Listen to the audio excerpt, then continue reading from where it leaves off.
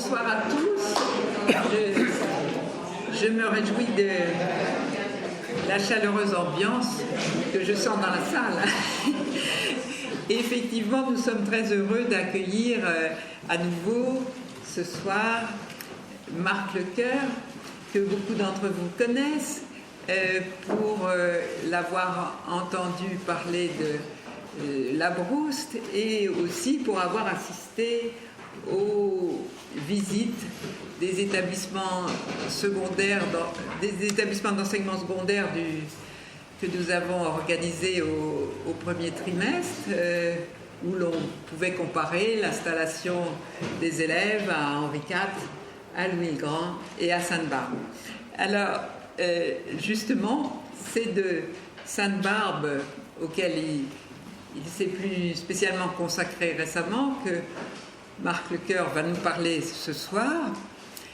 Et je voudrais que vous réalisiez, bien sûr, l'importance du rapport de l'architecture et de l'enseignement dans ce sujet qui touche aussi, comme vous l'avez vu, à Sainte-Geneviève. Enfin, je lui laisse la parole. Merci. Bonsoir à toutes, bonsoir à tous. Je suis très content d'être avec vous ce soir. Il y a beaucoup de visages qui commencent à m'être maintenant très familiers. Avant de rentrer dans le vif du sujet, je voudrais d'abord vous adresser mes excuses parce que je vous ai fait faux bond il y a quelques semaines. Au dernier moment, ce qui est une chose tout à fait incorrecte, mais je vous prie de croire qu'il y avait un cas de force majeure. Donc je suis absolument désolé et je vous prie de croire que j'en étais vraiment tout à fait navré. J'espère que vous ne m'avez pas beaucoup voulu. Enfin, je suis là ce soir pour quelque sorte rattraper ce temps perdu. L'objet de cette présentation ce soir, c'est effectivement le Collège Sainte-Barbe, mais c'est le Collège Sainte-Barbe, non pas celui qu'on a vu, c'est-à-dire ce qui en subsiste, c'est-à-dire l'ancienne école préparatoire du Collège Sainte-Barbe, aujourd'hui la bibliothèque Sainte-Barbe, mais un bâtiment qui n'existe plus, un bâtiment fantôme, ou du moins dont il existe maintenant guère plus qu'une façade, une petite façade. On va voir ça dans un instant, qui était le noyau du collège historique, construit sous la direction de trois frères, les frères Labrouste. L'un des trois frères, je vais revenir sur tout ça dans quelques instants, était donc Henri Labrouste, naturellement, l'architecte de la bibliothèque Sainte-Geneviève. Vous savez sans doute, c'est une parenthèse, vous savez sans doute, j'ai eu l'occasion de vous parler de Labrouste il y a quelques mois. Labrouste a fait l'objet d'une exposition qui a été présentée à la Cité de l'Architecture et du Patrimoine il y a 1 an et demi maintenant, à l'automne 2012, et qui est ensuite partie au printemps 2013 à New York, au MoMA. Et je suis très heureux de vous annoncer que les nouvelles qu'on a eues, les nouvelles longtemps après, mais qu'on a eues de cette exposition du MoMA en particulier, la présentation de cette exposition de Labrouste ont été extrêmement bonnes, puisqu'on a appris au mois d'avril dernier, il y a 2 mois, que l'exposition Labrouste au MoMA avait été l'exposition d'architecture la plus visitée au monde en 2013. Alors, comme peut-être certains d'entre vous ont vu l'exposition, ceux qui l'ont vu ont vu que la bibliothèque Sainte-Geneviève était naturellement en très bonne place dans l'exposition. C'était un des points forts avec la Bibliothèque nationale, c'était le cœur même de l'exposition et du propos scientifique. C'était un bout du 5e quand même, qui était à l'honneur au MoMA, c'est vraiment très prestigieux. Et il y a eu pas loin de 500 000 visiteurs en 3 mois, ce qui est tout à fait considérable. Donc c'était évidemment une très bonne nouvelle pour nous, très bonne nouvelle pour nous qui allions préparer le projet, mais une très bonne nouvelle aussi pour Labrouste et pour les 2 grandes bibliothèques qui sont ces 2 chefs-d'œuvre. Et on a appris au même moment que le catalogue de l'exposition, le catalogue américain qui est la même version, la version juste anglaise du catalogue français, c'est le même ouvrage exactement, avait été primé comme le meilleur catalogue d'exposition d'architecture de l'année. Donc le 5e arrondissement, voilà, pardon, je dis ça pour vous faire comprendre, vous apprendre que le 5e arrondissement finalement a été à l'honneur du côté des États-Unis surtout, et que les Américains ont été extrêmement sensibles à ce sujet que beaucoup d'entre eux ne connaissaient pas, cet architecte français surgi du XIXe siècle, dont tout le monde a compris l'extraordinaire valeur, et tout le monde a été absolument fasciné, en particulier par les dessins de la bibliothèque Sainte-Geneviève et les images qu'on montrait, les photographies, les films dans l'exposition qui montraient la bibliothèque dans son état actuel, c'est-à-dire un très peu de choses ce qu'elle était en 1850. Voilà pour cette sorte de présentation un petit peu, ou cette introduction un petit peu générale. Ce qui nous intéresse donc aujourd'hui, en fait, c'est un drôle de sujet. C'est un sujet, donc un bâtiment qui n'existe plus, qui, du temps de son existence, était sans doute invisible. Alors je sais qu'il y a beaucoup de barbistes parmi vous, alors je parle sous leur contrôle, un peu intimidé. J'espère ne pas être pris en défaut de dire trop de bêtises. Vous me direz tout à l'heure, puis peut-être ce sera l'occasion d'échange à la fin de ma présentation. Un bâtiment presque invisible, parce qu'après tout, le bâtiment était, pour ainsi dire, en cœur d'îlot. C'est quelque chose un bâtiment qui ne s'affichait pas de manière spectaculaire sur l'extérieur, on va le voir. Et puis surtout un bâtiment dont il ne reste pas grand-chose. Un bâtiment qui pourtant a eu deux auteurs, dont l'un d'eux est Henri Labrouste. C'est très étonnant parce qu'on oublie toujours dans la carrière de Labrouste ce collège Sainte-Barbe, qui n'était donc pas spectaculaire, mais qui était néanmoins tout à fait intéressant, et qui a sans doute été éclipsé aussi par la bibliothèque Sainte-Geneviève, derrière laquelle il s'étendait de manière tout à fait discrète. Et on va voir que la façon dont les deux établissements, la bibliothèque d'une part et le collège d'autre part, ont été conçus véritablement comme formant un ensemble, ce qui aussi a été oublié. Quand on parle de la bibliothèque Sainte-Geneviève, on oublie trop souvent d'évoquer ce qui se passait à l'arrière de la bibliothèque, alors que pourtant c'est vraiment de manière tout à fait saisissante la même opération à la fois architecturale et urbaine. Le détail que je vous montre sur cette image d'ouverture est le détail d'ornement que vous reconnaissez sans doute, qui est sur la clé de l'ancienne entrée du collège Sainte-Barbe. Aujourd'hui, c'est l'entrée de la bibliothèque Cujas, rue Cujas. Et l'on voit sur ce grand ovale, encadré par deux palmes, les trois dates emblématiques de l'établissement. 1460, la fondation de l'établissement par Jean Hubert. 1793, la date manque, mais c'est une date négative, donc c'est pour ça qu'elle n'est pas là. 1793, c'est la disparition du collège Sainte-Barbe, comme tous les collèges français qui ont été supprimés purement et simplement. 1798, c'est la seconde date qui nous intéresse, la renaissance du collège Sainte-Barbe, à l'initiative d'un homme, Victor Delannoy, qui refonde véritablement le collège sur son site d'origine. Victor Delannoy est donc considéré désormais comme le fondateur du Sainte-Barbe moderne. Et 1841 est une date qui correspond à la prise en main, en quelque sorte, du destin de l'établissement par ses élèves et anciens élèves, réunis en une société qui, précisément en 1841, devient une société anonyme et qui va devenir propriétaire des bâtiments à un moment où le chantier de reconstruction des 10 bâtiments vient de commencer. Avant de rentrer dans le vif du sujet, une dernière chose, en fait, une sorte de clin d'œil. Quand je préparais l'exposition Labrouste, nous étions 3 commissaires, je me suis efforcé de reconstituer la totalité des travaux et des projets d'Henri Labrouste qui n'avaient jamais été faits. Labrouste est quelqu'un qui a beaucoup construit, enfin encore moins que certains de ses collègues, mais enfin, disons qu'il a construit beaucoup de choses qui ne sont jamais ou rarement mentionnées, et puis il a également fait beaucoup de projets qui n'ont pas été réalisés. Et dans le cadre de cette recherche, je voulais absolument avoir une liste aussi complète que possible pour le catalogue de ses travaux. Je m'étais intéressé à un projet qu'on voit ici à droite, qui est un projet de tombe, et Labrouste a dessiné plusieurs tombes tout à fait intéressantes. Une tombe qui date de 1858, d'un dénommé Cuny, C-U-G-N-Y, et ce monsieur Cuny, qui était mort en 1957, était sous-préfet des études à Fontenay-aux-Roses, dans l'annexe du collège Sainte-Barbe de Fontenay-aux-Roses, qu'on appelait Sainte-Barbe des Champs. Cuny donc meurt sur place, presque sur scène, si je puis dire, et l'administration du collège, son directeur, en l'occurrence Alexandre Labrouste, décide qu'on va lui offrir, le collège va lui offrir une sépulture et fait appel à son frère Henri Labrouste. Je reviens sur ces détails dans un instant. Labrouste, donc, on connaissait ce dessin qui est dans ses archives, et je me suis demandé si la tombe existait, et aucun moyen, dans ce qui avait été publié sur Labrouste, aucun moyen de savoir, personne n'avait jamais fait la démarche. Donc je suis allé au cimetière de Fontenay-aux-Roses, puis j'avais quelques pistes, j'avais un numéro de sépulture.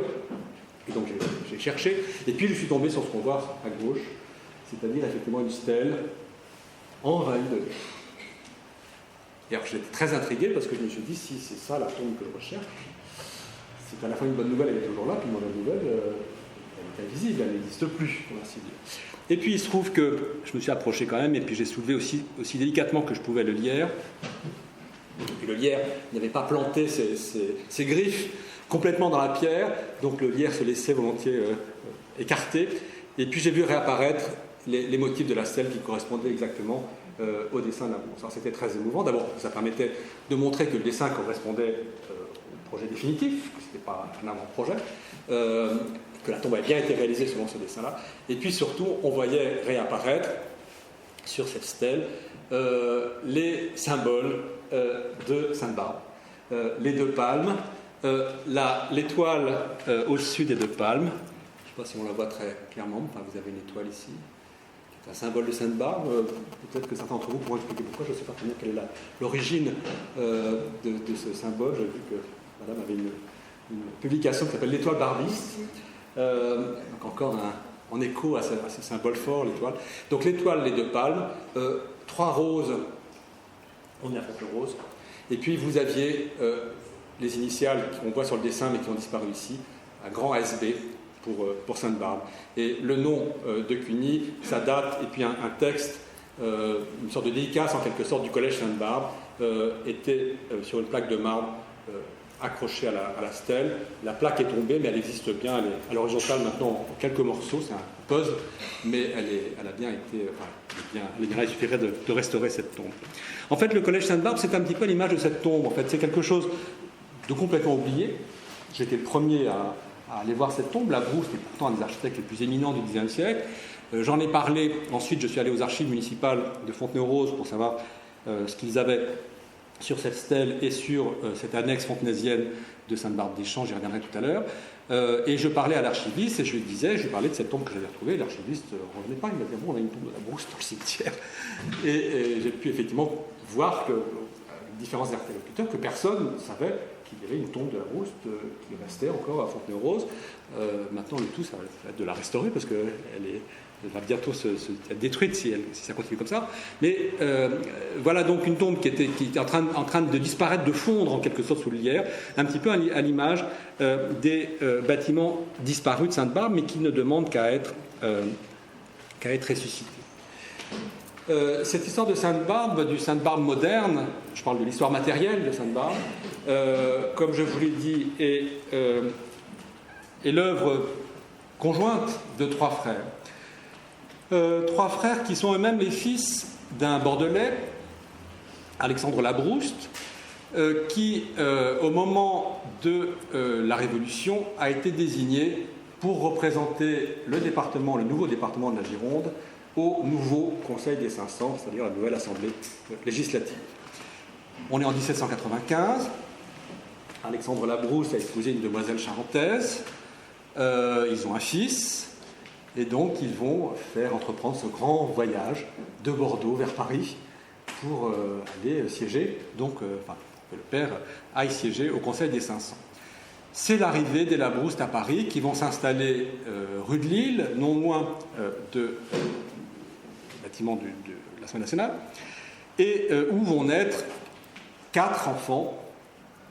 Donc un seul était né à Bordeaux, et 4 suivront à Paris. Sur les 4, il y a une fille et 3 garçons. Par ordre d'entrée en scène, si je puis dire, Alexandre Junior, Théodore et Henri le Benjamin. Le père Labrouste, donc, est un notable, représentant du peuple, et va, comme beaucoup de ces notables de cette génération, envoyer ses fils au collège Sainte-Barbe, qui était un établissement déjà extrêmement réputé, donc ce nouveau collège Sainte-Barbe, ressuscité sous l'égide et l'action de Victor Delano. Les 4 frères Labrouste sont envoyés étudier au collège Sainte-Barbe, donc on est sous l'Empire. Le collège Sainte-Barbe a une très très bonne réputation. Les 4 frères, ils font des études extrêmement brillantes. Il y a compte rendu concordant, et vont laisser un nom assez prestigieux déjà. Enfin, le passage des 4 frères Labrouste va déjà marquer l'histoire du collège Sainte-Barbe. Chacun ensuite va suivre sa voie. Alexandre, qu'on voit ici à gauche, va faire des études de droit et devient avoué. Et ses 2 frères cadets, Théodore et Henri, vont eux faire des études d'architecture, sans doute encouragés en quelque sorte par la rencontre qu'ils ont faite au collège Sainte-Barbe d'un garçon de leur âge qui s'appelle Léon Vaudoyer. Léon Vaudoyer est en classe avec eux, et Léon Vaudoyer est lui-même le fils d'un grand architecte, Antoine Laurent Thomas Vaudoyer, qui dirige un atelier à l'école des Beaux-Arts. Et c'est sans doute à la suite de cette rencontre avec le fils Vaudoyer que les 2 frères Labrouste vont s'inscrire, après la fin de leurs études secondaires, vont s'inscrire dans l'atelier du père Vaudoyer et donc entreprendre des études d'architecture. Études d'architecture extrêmement brillantes, comme on le sait, puisqu'ils vont l'un après l'autre remporter le premier Grand Prix de Rome d'architecture. Le cadet d'abord, qui est extrêmement précoce en tout, et qui remporte le premier Grand Prix de Rome d'architecture en 1824, il a 23 ans. Le grand frère, Théodore, qui a 2 ans de plus, devra attendre lui-même 3 ans pour avoir le Grand Prix de Rome. Il l'a en 1827. Et après cette date, évidemment, Henri Labrouste, ayant obtenu le premier Grand Prix de Rome, la récompense, si je puis dire, du premier Grand Prix de Rome était un séjour aux frais de l'État de 5 années à la Villa Médicis, comme on sait, à l'Académie de France à Rome. Et Henri, quand il quitte Paris pour 5 années après avoir remporté le Grand Prix de Rome, est tout à fait désolé de partir sans son grand frère. Il est tellement désolé qu'il a demandé au gouvernement si on ne pouvait pas partager le séjour, si son frère ne pouvait pas venir avec lui, qu'il resterait 2 fois moins longtemps, mais au moins ils seraient tous les 2. C'était évidemment impossible, interdit par les règlements. Donc Henri, la mort dans l'âme, part tout seul, en espérant, et les lettres en témoignent, en espérant que le grand frère viendra vite le rejoindre. Il va attendre 3 ans, enfin, le grand frère a lui-même le premier Grand Prix de Rome, et donc les 2 frères se retrouvent à Rome pour peu de temps, parce qu'ensuite Henri doit lui-même revenir à Paris. Il revient à Paris en 1830.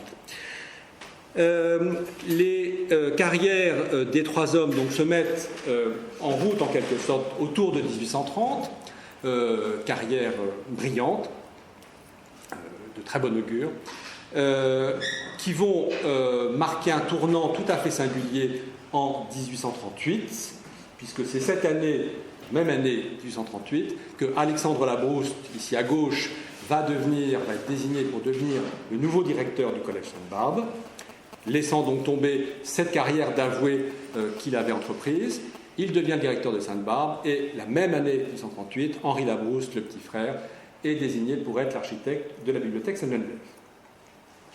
On voit que les 2 hommes, les 2 frères, se retrouvent impliqués dans des tâches évidemment extrêmement prestigieuses. Ils se retrouvent être voisins de par leur fonction.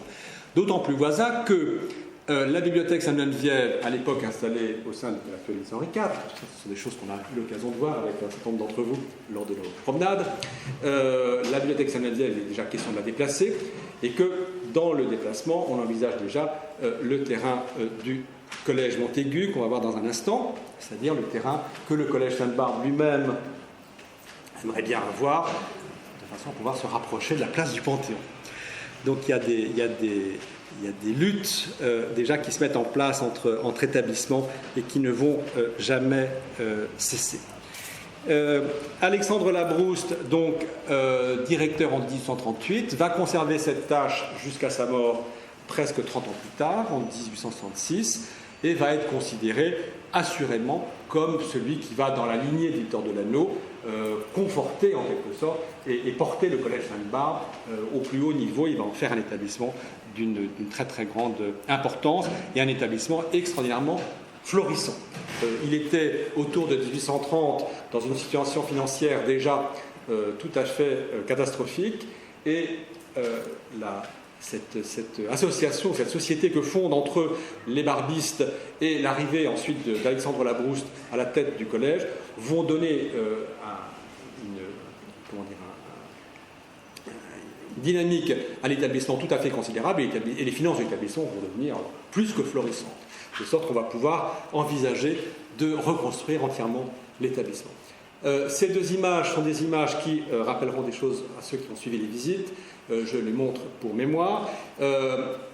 En haut, une médaille qui montre les deux profils en parallèle de Victor Delano et d'Alexandre Labrouste, donc qui montre bien que dans l'esprit des barbistes du XIXe siècle, ces deux noms restaient vraiment les deux grandes figures associées à l'histoire de l'établissement. Et puis à droite, et puis en bas, un détail du côté de la rue Valette, au-dessus de la porte d'entrée de l'école, l'ancienne école préparatoire, l'actuelle bibliothèque Sainte-Barbe, les profils se ressemblant cette fois d'Alexandre Labrouste à gauche et de Victor Delano. Donc on voit, et on est dans les années 1880, donc on voit comment le sort de ces deux hommes a été scellé à jamais et associé à jamais à l'histoire du collège Sainte-Barbe. De même qu'ici, une des rares vues intérieures du collège, du moins une des rares que je connaisse moi, j'espère pouvoir en retrouver d'autres, le cabinet du directeur, dans une série de cartes postales qui a été éditée au début du XXe siècle, et cabinet du directeur intéressant, puisqu'on voit ici le portrait d'Alexandre Labrouste avec la main sous le gilet,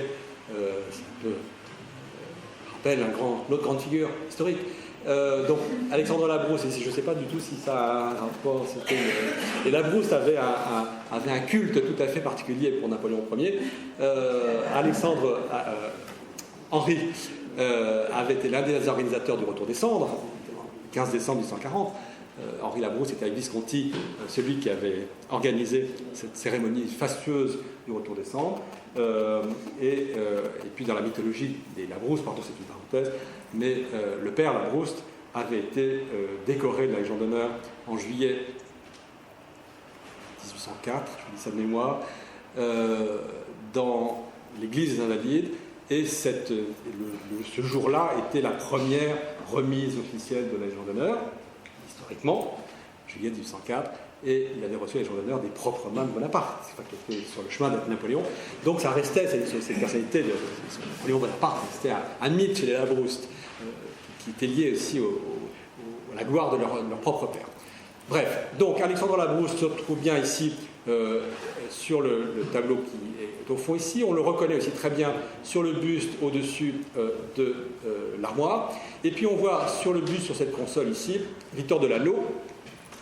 Et je cite à ce sujet un témoignage de 1901, un témoignage qui dit « On conserve religieusement au collège le buste de Victor Delano », c'est sans doute celui-ci, c'est le génie du lieu. Cette image vénérée est transportée tous les ans dans le salon où se tient le banquet des anciens élèves, et pour toutes les cérémonies que le collège tient en dehors de ses murs, on le fait également voyager. C'est la doctrine du gouvernement barbiste que là où est le buste de Victor Delano, là est Sainte-Barbe, touchante tradition qui ne fait qu'un de l'œuvre et du fondateur. Alors, c'est une première chose qui est tout à fait importante à souligner. Le collège Sainte-Barbe, institutionnellement et de manière architecturalement, s'apparentait assurément aux établissements d'enseignement secondaire public, c'est-à-dire au lycée et au collège contemporain, à deux différences près. C'est qu'il ne donnait pas lui-même d'enseignement, puisqu'il était tenu depuis 1811 d'envoyer ses élèves étudier dans les grands lycées voisins qui étaient Henri IV et Louis le Grand. Donc c'était un pensionnat où les élèves en fait faisaient des répétitions en quelque sorte. Donc il n'y avait pas de salle de classe, mais essentiellement des salles d'études, et puis évidemment tout ce qui était nécessaire à l'internat. Et l'autre grande différence avec les lycées, c'est que comme établissement privé, le collège Sainte-Barbe avait un culte des grands hommes qu'on ne pouvait pas connaître dans l'enseignement secondaire public. Il n'était pas question dans l'enseignement secondaire public de vénérer les fondateurs. Les fondateurs étaient des ministres ou des gouvernements qu'on n'allait pas... vous voyez ce que je veux dire, on n'allait pas faire un culte aux ministres du temps qui avaient fondé tel lycée ou tel collège.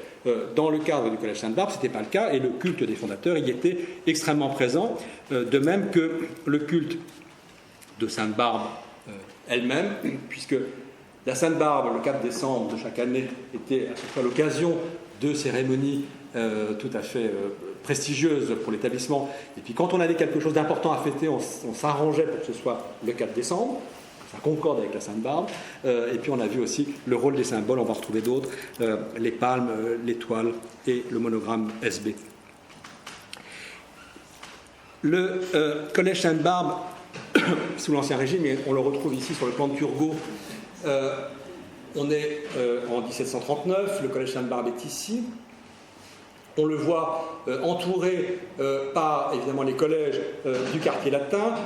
Ici, dans ce grand îlot, les 5 collèges qui forment aujourd'hui l'actuel lycée Louis le Grand, c'est-à-dire le collège de Louis le Grand, le collège jésuite, le collège du Plessis, le collège des Cholets, le collège du Mans, le collège de Marmoutier, le collège de Montaigu, ici à côté de Sainte-Barbe, et puis on a toute une flopée, le collège de Fortet, etc.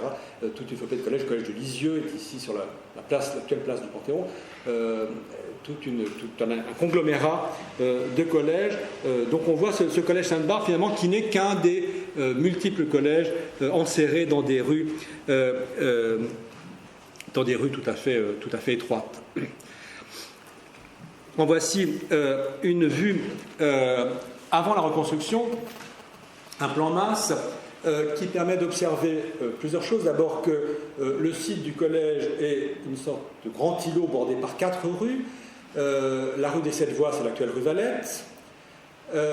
Certaines de ces rues vont disparaître, j'y reviens dans un instant. Le collège de Montaigu est ici collège de sinistre mémoire. Les bâtiments sont extrêmement vétustes. Et puis, c'est un collège qui était un collège extrêmement dur durant l'Ancien Régime. Donc, il y a déjà une réputation d'être un des collèges les plus sévères de l'Université de Paris. Et puis surtout, qu'au moment de la Révolution, est devenue une prison, la prison de Montaigu. Donc, bref, rien ne plaide en faveur de ce collège, si vous voulez. Et le jour où on décide qu'on va le raser pour construire un nouveau bâtiment, personne ne va le défendre. D'autant qu'il faut aménager le nord de la place du Panthéon, donc régulariser la face nord de la place. Cette grande façade biaise s'y prête pas du tout, il faut absolument reculer l'alignement. Donc on va raser Montaigu et y faire la bibliothèque Sainte-Geneviève actuelle.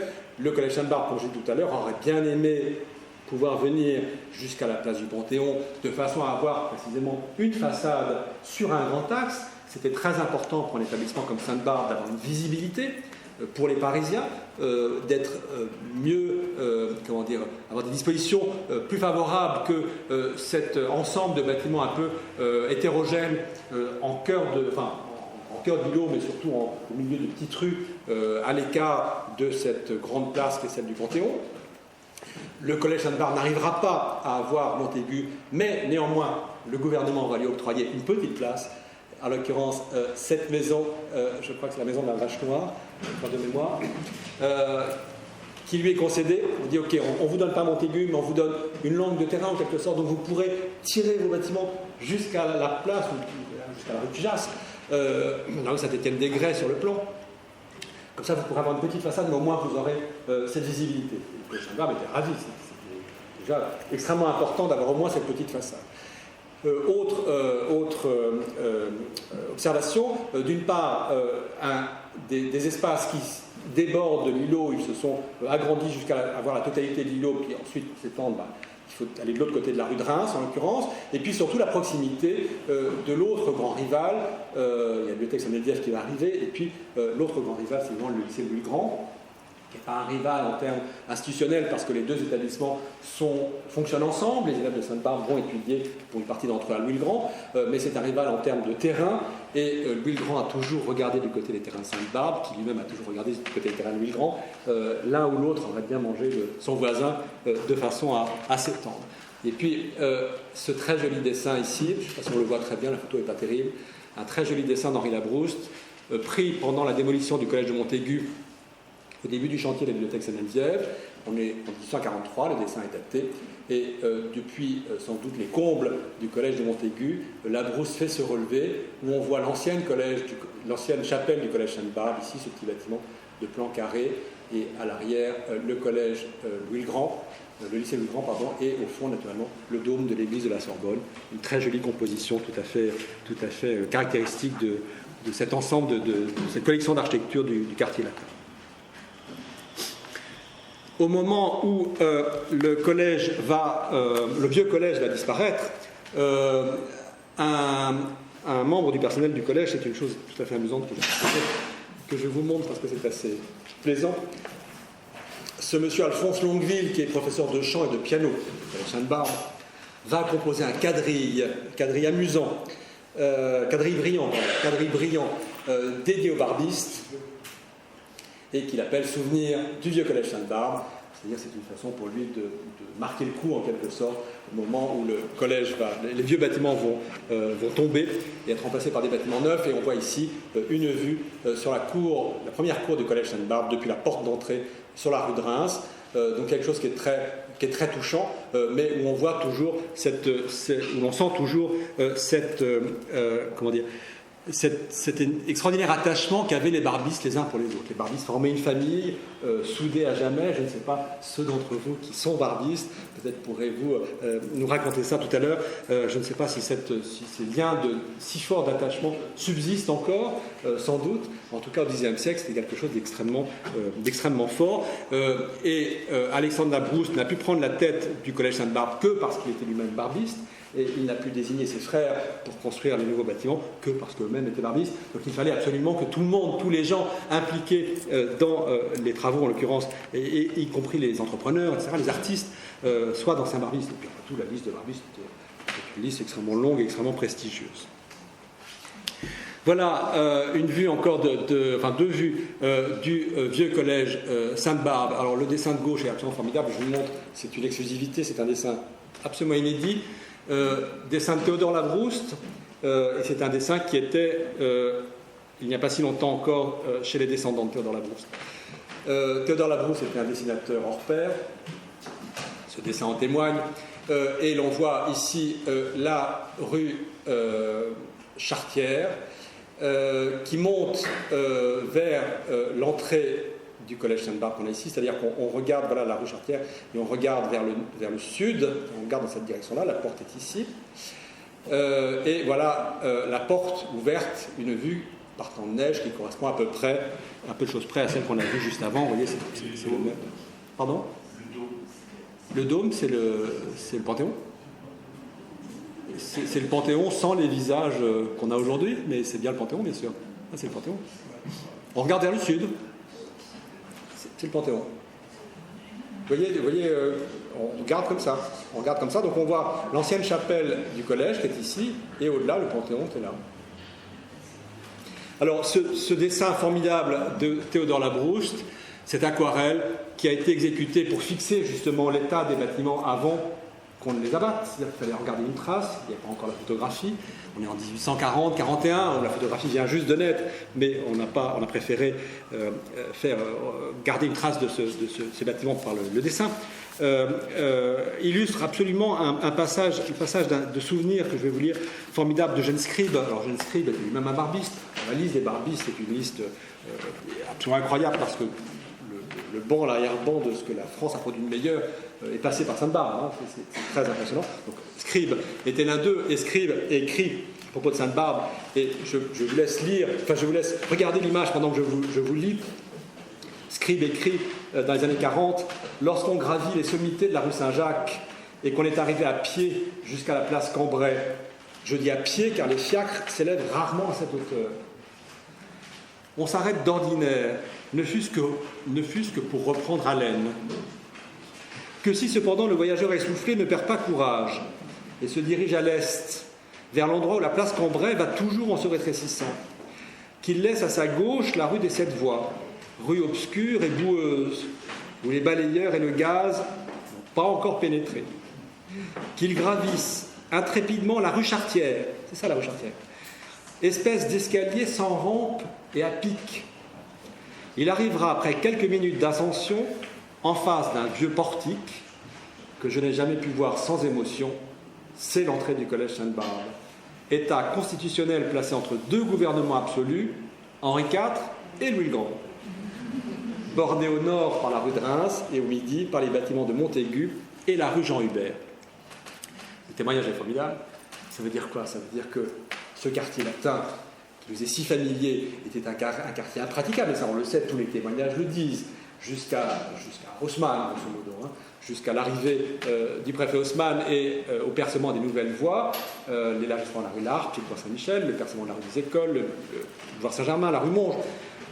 ces grandes artères qui étaient qualifiées à l'époque de ventilateurs, c'est-à-dire qui servaient à la fois pour la circulation puis pour l'aération de ces quartiers, jusqu'au percement de ces grandes voies, le quartier latin était un quartier où personne n'allait parce que les rues étaient beaucoup trop étroites, beaucoup trop pentues.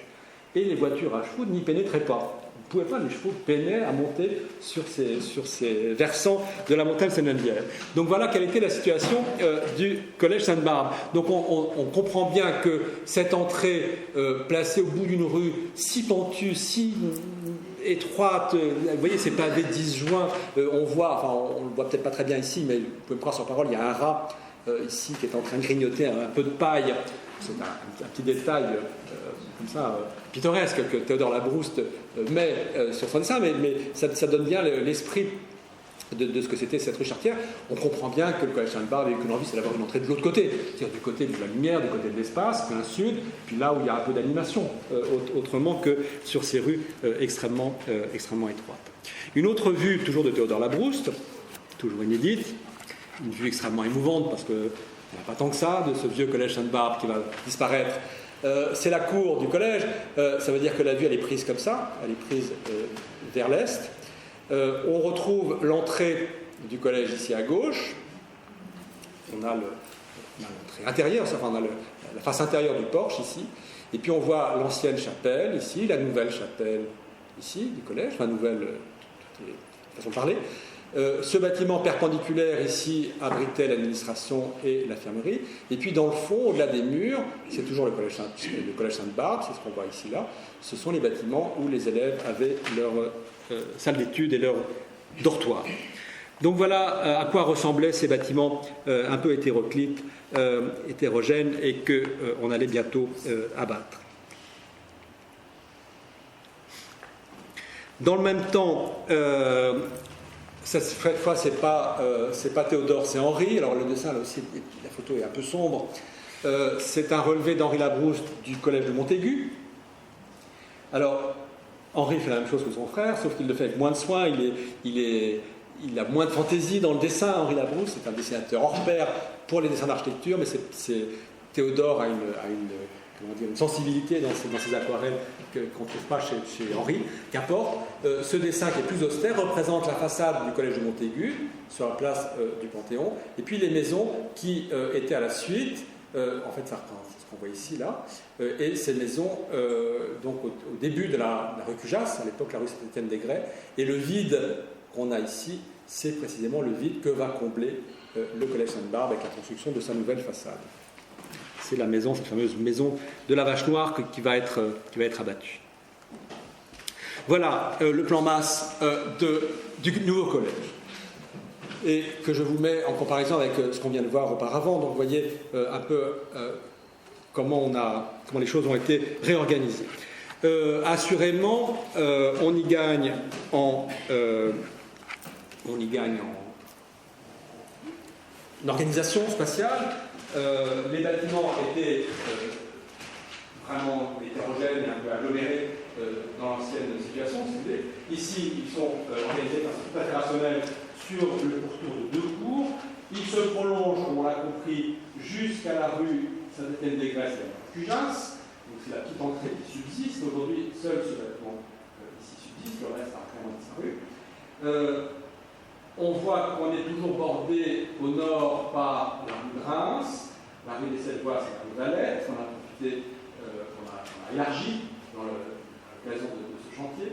Mais on voit aussi que le chantier était l'occasion d'un sacrifice, le sacrifice de la rue des Cholets et le sacrifice du parti de la rue de Reims. Alors évidemment, le collège Sainte-Barbe ne s'est pas approprié l'espace public de ces 2 voies. C'est une chose qui s'est faite avec le consentement du gouvernement. C'est une loi qui a été votée qui donnait pour moitié au collège Sainte-Barbe et au lycée Louis-le-Grand la superficie de la rue des Cholets et une partie de la rue de Reims. Alors le problème, c'est que vous voyez qu'on a coupé en 2 dans le sens de la longueur ces 2 voies. Une partie dépend désormais de Sainte-Barbe et l'autre partie de Louis-le-Grand. Le problème, c'est que Sainte-Barbe a été autorisée à construire jusqu'à la limite de sa partie de la rue des Cholets, alors que le lycée Louis-le-Grand, lui, ne sera autorisé à reconstruire ses bâtiments que sur la limite des bâtiments existants, sans pouvoir mordre lui-même sur ce qui va créer des conflits quelques années plus tard absolument terribles, toujours des questions des luttes de pouvoir. C'est aussi ça le quartier latin, et le quartier latin est une question de lutte de pouvoir et de territoire depuis des siècles, puisque les collèges ont passé leur temps à se disputer des territoires, voire à se grignoter les uns les autres, à se phagocyter les uns les autres. Et donc cette question de ces rues a été tout à fait a causé quelques désordres dans les relations habituellement sereines entre les deux établissements.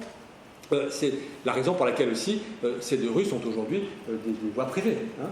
Vous avez une grille ici sur la rue Cujas, et puis une grille de la même façon à l'arrière. Non, elle n'est pas ici, elle est là, la grille. Je ne sais pas comment c'est foutu. Mais oui, elle est plutôt là, au bout de la rue Chartière. Enfin, donc voilà d'où vient ces sortes de voies d'isolement qui ne sont plus accessibles pour la circulation piétonne. Ce qu'on voit très bien sur ce plan de masse, c'est que le nouveau plan rationnel adopté pour ce nouveau collège Sainte-Barbe, s'articule parfaitement bien avec le plan de la nouvelle bibliothèque Sainte-Geneviève. Les travaux ont commencé en 1840 à Sainte-Barbe, ils ont commencé en 1943 à la bibliothèque Sainte-Geneviève. Ils se termineront en 53 officiellement à Sainte-Barbe et en 51 officiellement à Sainte-Geneviève. Vous voyez que ce sont deux chantiers absolument contemporains, et on voit très bien sur le plan masse que les deux opérations sont conçues concomitamment et que les deux établissements sont emboîtés véritablement l'un dans l'autre. C'est encore plus flagrant sur les documents qui suivent. Voilà une vue cavalière qui vous montre ce collège Sainte-Barbe des frères Labrouste, et ce que l'on voit mieux encore qu'en plan masse, c'est que finalement la bibliothèque Sainte-Geneviève consiste en un quatrième côté de la cour du collège. En fait, c'est ça qui se passe. C'est que vous avez une très grande cour divisée en deux par un bâtiment bas, une aile basse, j'y reviens dans un instant, qui est là. Donc en fait, l'illusion qu'on a sur le plan de masse qu'il y a deux cours est une illusion. C'est un plan de masse qui met tout au même niveau, si je puis dire, qui est au niveau du sol. Mais en fait, vous avez une seule grande cour divisée en deux par une aile basse. Et puis le quatrième côté de cette grande cour, eh bien, c'est la masse imposante de la bibliothèque Sainte-Geneviève. Très étonnamment, dans les innombrables écrits qui ont été publiés à l'époque sur la bibliothèque Sainte-Geneviève, et Dieu sait s'il y a eu des articles enthousiastes, la bibliothèque Sainte-Geneviève est un bâtiment qui a été, au moment de son achèvement en 1950-51, l'objet d'énormément d'articles en France et à l'étranger. Beaucoup de revues ont publié des plans de la bibliothèque, des élévations, des détails, etc. En général, on a toujours présenté la bibliothèque ex nihilo, c'est-à-dire comme si elle était bâtie au milieu du désert, en quelque sorte. Et c'est la raison sans doute pour laquelle les historiens, encore récemment, quand ils évoquent la bibliothèque Sainte-Geneviève, font abstraction, n'évoquent pas le contexte urbain. Qu'est-ce qui se passe autour de la bibliothèque? Pour cause, parce que les contemporains eux-mêmes ne le voyaient pas.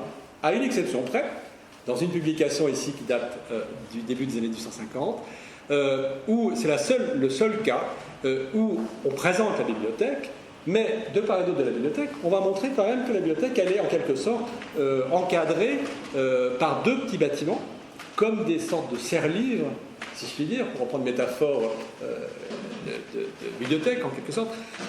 Vous avez le bâtiment principal de la bibliothèque, et puis de part et d'autre de deux voies de chaque côté, deux petits bâtiments qui ferment la composition d'ensemble. Et cette publication, qui est une publication du Conseil des bâtiments civils, précise à ce sujet, nous donnons comme formant ensemble avec cette bibliothèque un bâtiment d'administration, blabla, et un autre bâtiment d'entrée au collège Sainte-Barbe, comme formant ensemble.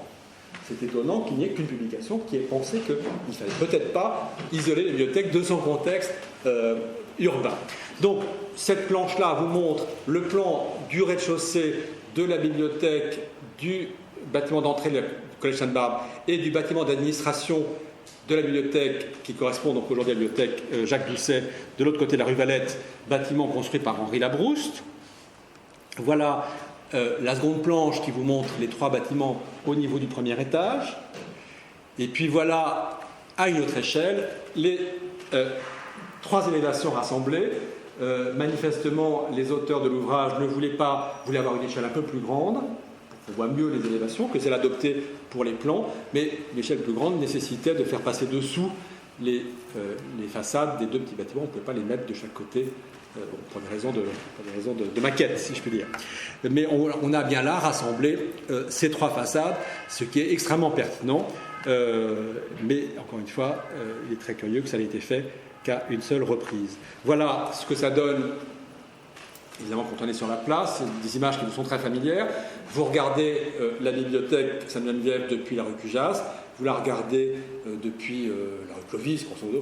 Vous avez assurément ces lignes filantes magnifiques de la bibliothèque célèbre d'Henri Labrouste, et puis vous avez à droite et à gauche 2 bâtiments qui assurément font bien partie du même ensemble, et ça n'est pas fortuit.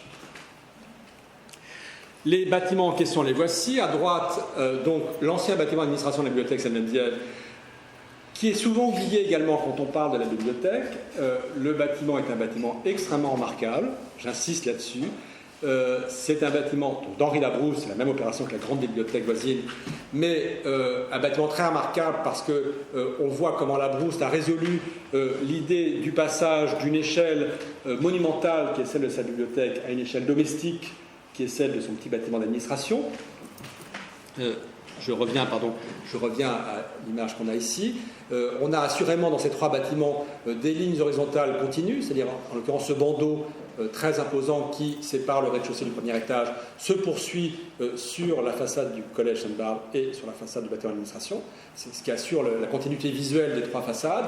Mais le problème qui se posait à Labrouste ici était comment passer d'un bâtiment avec une échelle monumentale sur 2 niveaux, un rez-de-chaussée formant soubassement pour les réserves très haut, et puis une salle de lecture plus haute encore au premier étage, à une échelle domestique où ici, dans le même gabarit, on doit faire rentrer 2 étages ici, 2 étages au-dessus. Vous voyez, c'était pas simple en termes architecturaux, parce qu'il fallait dessiner une façade avec en partant sur d'autres principes, et Labrouste a magnifiquement résolu cette transition. Et de l'autre côté, à l'opposé, donc la petite façade du collège Sainte-Barbe, qui elle est dessinée non pas par Henri Labrouste, mais par Théodore Labrouste, qui dessine cette façade en 1847. Alors, je n'ai pas précisé que quand Alexandre décide et obtient les fonds pour reconstruire entièrement le collège, il fait appel naturellement à ses 2 frères, ça vous l'avez compris, j'ai beaucoup dit, mais la difficulté qui va se passer, c'est que le petit frère Henri, il est déjà chargé de la bibliothèque Sainte-Geneviève. Manifestement, ce qui se passe, c'est que les 2 frères vont étudier ensemble le projet global, mais c'est Théodore le premier qui va le premier s'y consacrer entièrement, pendant que le petit frère construit la bibliothèque. Et quand la bibliothèque est terminée en 1850, Henri prend la relève de Théodore et va terminer le chantier de Sainte-Barbe. C'est ça qui s'est passé. Les 2 sans doute ont fait le projet, mais Théodore a suivi le chantier au début et Henri lui a succédé une fois la bibliothèque achevée. Donc, cette petite entrée sur la rue Cujas est datée de 1847 et c'est un dessin de Théodore, et on voit bien la façon dont Théodore, lui, se raccorde avec les lignes de la bibliothèque. Donc il reprend ce cordon monumental au-dessus d'un rez-de-chaussée extrêmement haut. Il reprend également cette ligne de feston suspendue à des sortes de grands disques qu'il prolonge simplement sur sa façade. C'est-à-dire qu'il reproduit en quelque sorte, il prolonge les lignes de la bibliothèque, ce qui, de mon point de vue, est moins inventif que ce qu'a fait Henri Labrouste de l'autre côté. Henri Labrouste, ici, ne s'est pas plagié lui-même, il a essayé de changer complètement de rythme, etc., tout en assurant une transition visuelle tout à fait remarquable. Théodore, lui, en quelque sorte, est presque plus respectueux vis-à-vis d'Henri Labrouste qu'Henri Labrouste vis-à-vis de lui-même. Je ne sais pas si c'est très clair ce que je dis, et je vous invite, sitôt que vous en aurez l'occasion, à aller faire l'expérience, à bien voir à gauche la bibliothèque et à droite la bibliothèque comment ces 2 façades viennent se prolonger les lignes de cette façade de la bibliothèque si remarquable. Alors à ce sujet, Alexandre Labrouste, naturellement, s'est exprimé sur la question de la ressemblance des façades, parce qu'évidemment il y a des points communs que certains contemporains n'ont pas manqué de relever. Et Alexandre Labrouste a écrit à ce sujet une chose que j'aimerais vous lire, si je retrouve là le passage. Il en a parlé de façon tout à fait heureuse. Alexandre Labrouste écrit: quant à notre façade sur la place du Printemps, notre façade c'est celle du collège, nous l'avons mise quant aux lignes principales et aux principaux motifs, en harmonie avec le monument de la nouvelle bibliothèque. Nous avons été construits avant elle. La main de Labrouste, architecte de la bibliothèque, avait bien pu communiquer son projet non encore exécuté au Labrouste, architecte du collège, sur la demande du Labrouste, directeur de Sainte-Barbe. Avouons cette confidence toute fraternelle pour que l'on ne se figure pas que c'est l'État qui a copié l'édifice barbiste. Il est tout simple que les deux monuments eussent un air de famille. C'est très joliment écrit. Donc c'est une façon d'assumer absolument le fait que ces deux façades se répondent. À la vérité, il n'y a pas que les façades qui se répondent, les façades extérieures qui se répondent, puisque les points communs entre les deux bâtiments sont très nombreuses.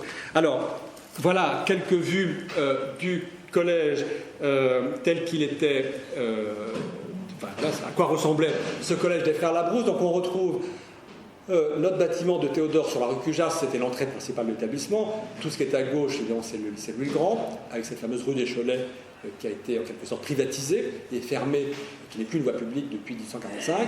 Et puis cette aile perpendiculaire à la rue Cujas, qu'on retrouve ici du côté de la cour, donc c'est bien cette même aile, avec ici au niveau du deuxième étage, la chapelle. Alors, sur cette question de l'emplacement de la chapelle, ça mérite qu'on s'y arrête un instant. Ça peut paraître un petit peu incongru. On a vu sur l'ancien Sainte-Barbe que la chapelle, il y avait même deux chapelles, l'ancienne et la nouvelle chapelle, que les chapelles étaient bien des bâtiments isolés au rez-de-chaussée. Et après tout, les collèges du quartier latin avaient tous des chapelles qui étaient souvent assez monumentales. Évidemment, la chapelle de la Sorbonne, qui est une des dernières qui subsistent. Enfin, il y a quand même des chapelles qui étaient extrêmement importantes, la chapelle du collège de Navarre, qui est un édifice gothique magnifique, etc. Pourquoi cette chapelle au deuxième étage? En fait, il y a deux raisons sans doute à ça. La première raison, c'est que les règlements en matière de construction scolaire étaient, pour ainsi dire, inexistants dans les années 1840. On n'a pas encore construit, ou à peine, de lycée à cette époque-là. Pour une raison très simple, c'est que les lycées et les collèges modernes ont été fondés en 1802, et qu'en 1802, donc, il fallait reconstituer en quelque sorte un réseau d'établissements d'enseignement secondaire, puisqu'on a supprimé tous les collèges en 1793, et qu'il fallait en plus créer pour la première fois un réseau d'établissements scolaires publics. C'est la première fois qu'on crée l'instruction publique. Les collèges auparavant dépendaient des universités, mais qui n'étaient pas au sens propre des établissements publics. Donc on crée les lycées et les collèges auxquels on affecte des bâtiments, mais ces bâtiments, comme vous le savez, sont souvent des bâtiments existants. On va prendre dans le vivier considérable des biens nationaux, c'est-à-dire des propriétés saisies pendant la Révolution, et donc on ne sait pas encore très bien quoi faire, on va les attribuer à ces nouvelles fonctions, et c'est comme ça évidemment, que l'abbaye de Sainte-Geneviève, par exemple, devient le lycée Henri IV. Donc ça dure comme ça pendant plusieurs années, il n'est pas question de construire encore des bâtiments neufs, puisqu'après tout on a encore des bâtiments qui peuvent servir, il suffit de les transformer. On est plutôt dans l'appropriation que dans la construction. Néanmoins, en 1802, quand pour la première fois on a évoqué la question des dispositions des lycées, de manière d'ailleurs très générale, il était bien spécifié que les chapelles seraient au deuxième étage. Alors en 1802, ça peut se comprendre pour des raisons politico-religieuses. Ça changera quelques années plus tard, parce que les règlements un peu plus circonstanciés qu'on trouvera quelques décennies plus tard préciseront que la chapelle doit être visible, monumentale, au centre de l'établissement. Ça. En 1802, c'est pas grave, la chapelle, il suffit qu'elle soit là, qu'un établissement pour le culte, mais il n'est pas nécessaire que la chapelle s'affirme comme un bâtiment autonome et surtout un bâtiment, trop affirmé en quelque sorte.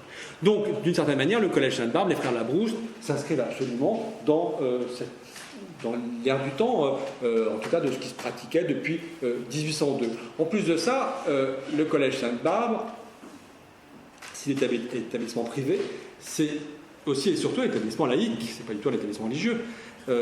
C'est pas du tout le collège Stanislas, par exemple, lui qui était grand collège parisien, encore maintenant, enfin, qu'il a été déjà au XIXe siècle, et qui était un établissement professionnel, c'est pas du tout le cas de Sainte-Barbe. Donc sans doute qu'il y a aussi de la part des frères Labrousse cette volonté de donner en quelque sorte une sorte de sécularisation de leur établissement, c'est-à-dire de ne pas trop insister sur la question de la religion. La religion elle est bien là, la chapelle elle est là, et c'est une très belle chapelle, je vais vous la montrer, mais en même temps elle se fond dans l'ensemble des bâtiments.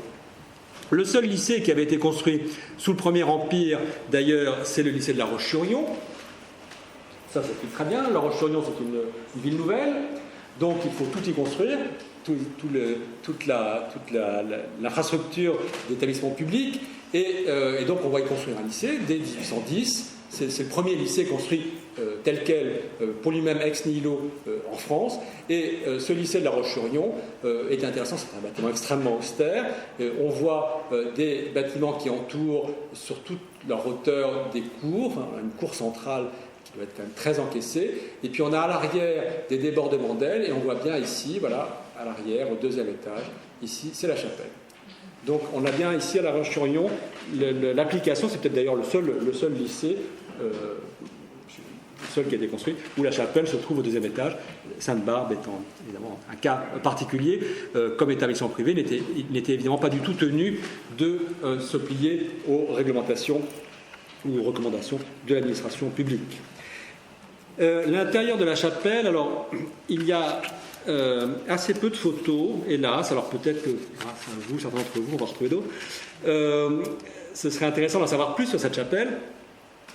Chapelle bordée sur un côté par une grande tribune, une très longue tribune, ouverte sur les deux faces, une chapelle qui n'est pas orientée, ou du moins qui est nord-sud, et qui se termine par cette abside avec une coupole au-dessus. Alors la coupole est un peu intrigante, on aimerait savoir un peu mieux comment elle fonctionne, mais à défaut d'en savoir plus pour l'instant, on sait déjà que le décor a été confié à Amaury Duval. Amaury Duval, c'était un barbiste. Il fallait absolument avoir sa carte du club pour pouvoir travailler à Sainte-Barbe. Donc Amaury Duval était un ancien barbiste, mais c'était surtout un artiste évidemment très éminent, élève d'Ingres. Et le fait qu'il soit, en plus de barbiste élève d'Ingres, n'est pas anodin, puisqu'on sait l'intérêt que Henri Labrouste avait pour Ingres. Ingres fera lui-même son propre portrait de Labrouste. Et à la bibliothèque Sainte-Geneviève, les deux peintres qui avaient fait travailler Henri Labrouste à la bibliothèque Sainte-Geneviève étaient eux-mêmes d'anciens élèves d'Ingres, et des collaborateurs très très proches d'Ingres au moment où Labrouste les fait travailler. C'est Alexandre Desgoffes qui fait les magnifiques arbres qui sont de part et d'autre du vestibule d'entrée, en hauteur, derrière les bustes.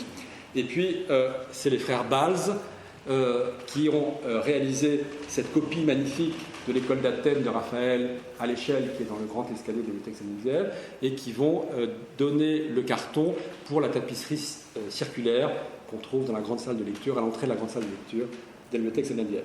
Donc il y a une affinité, en plus d'être dans les réseaux barbistes, il y a une affinité entre les élèves d'Ingres, évidemment, et Labrouste. Donc Amaury Duval réalise les travaux de décoration de la chapelle, et très certainement ces décors disparus de la coupole.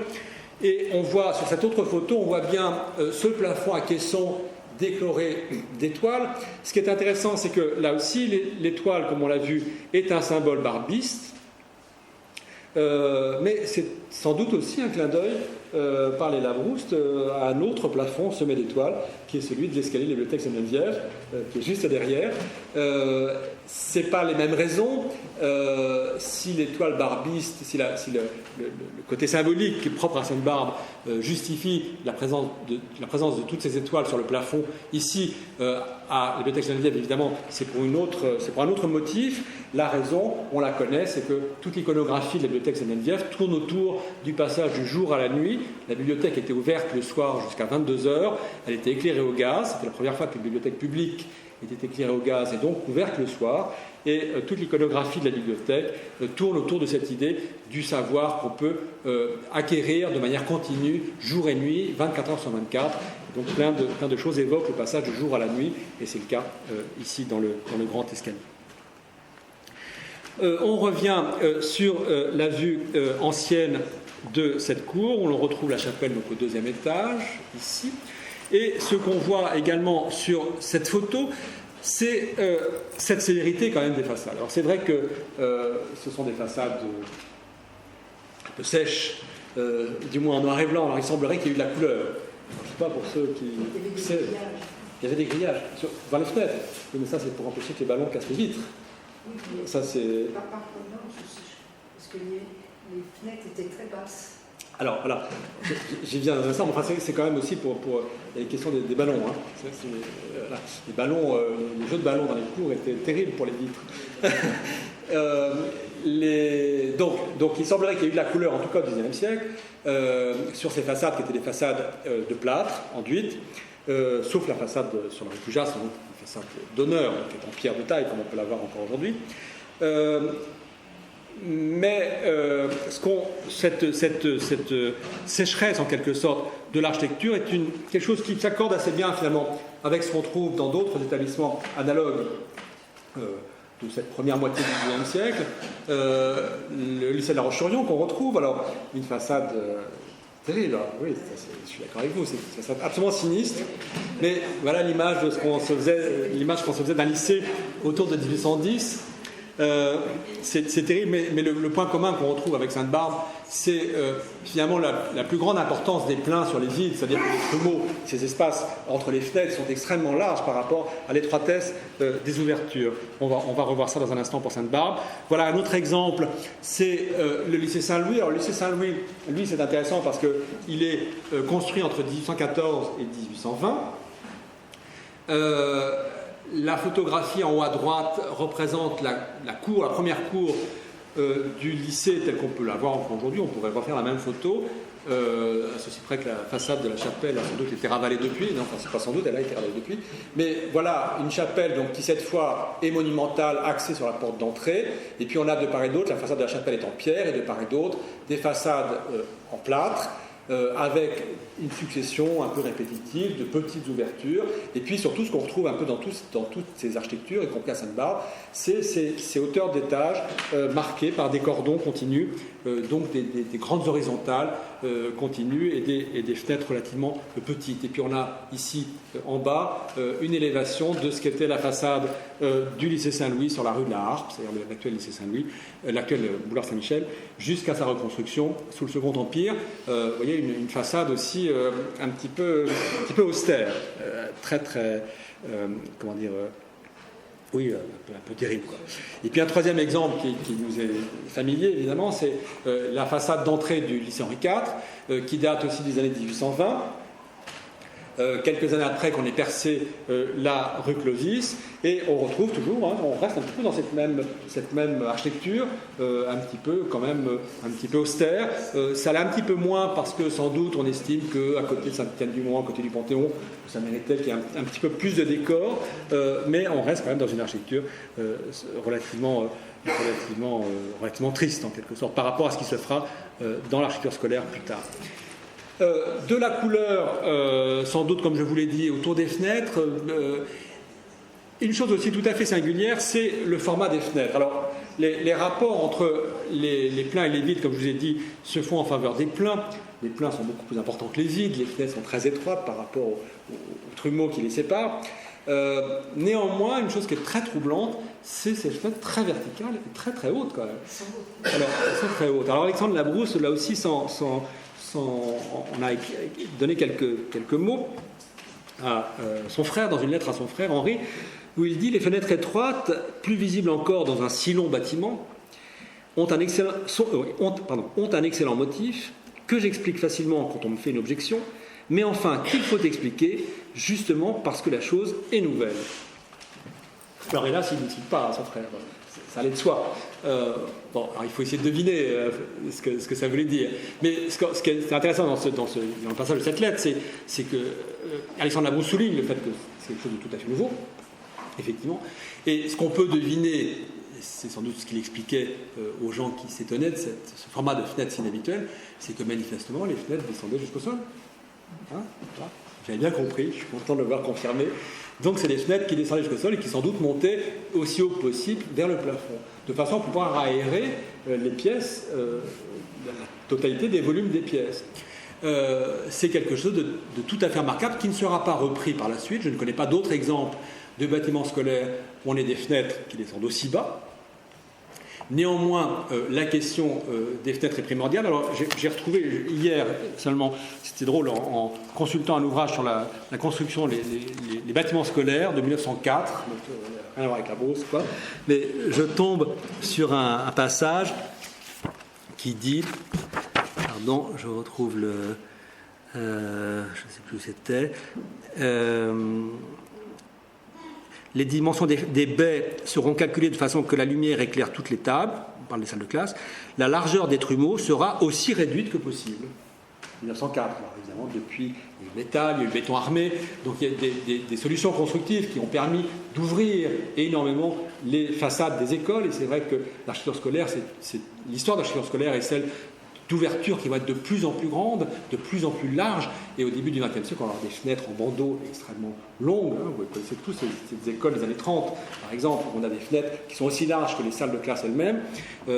Évidemment, on n'est pas du tout dans ce registre-là, on est dans une période beaucoup plus empirique, et il est très remarquable d'ailleurs de voir que tous les échanges de lettres entre Henri et Alexandre Labrousse,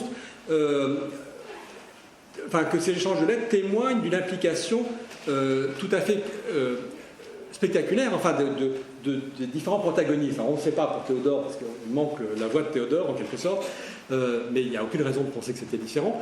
Et Alexandre Labrousse lui-même donne des instructions extrêmement précises à ses frères. Donc ils inventent à eux trois des solutions nouvelles qui sont à la fois des solutions pratiques, hygiéniques, artistiques, pour quelque chose qui est encore à inventer, qui est l'architecture scolaire.